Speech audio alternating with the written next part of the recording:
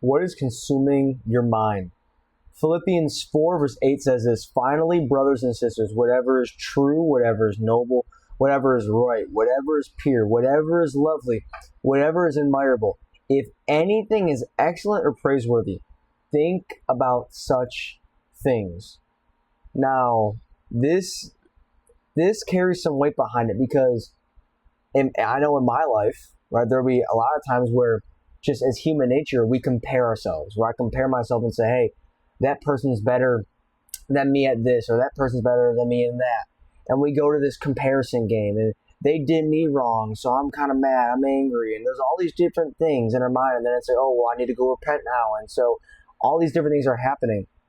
And then Philippians 4 verse 8 just comes through and says, well, hey, this is how you should be thinking in order to live a godly life. Because anything outside of this, right, it will come from the evil one, because all that is filled with negativity, filled with the pride and the arrogance that comes from life, right? Self-seeking, self-ambition, right? Coveting certain things, putting idols above God, all these different things, all these thoughts that come against God, come against this verse right here. And so, once again, we should be thinking about things that are true and noble and pure and admirable and trustworthy and excellent and praiseworthy. All these things we should be thinking about. And so I encourage you right now, instead of the comparison game, right? Instead of letting the anxious thoughts rule your mind, think about things that honor God. Have some gratitude and take some time to thank God for what He's done in your life. Because when you thank God, it will lead to this verse right here. When you thank God, it will lead to all those things happening. Because when you thank Him, you start to think about what is actually true, right?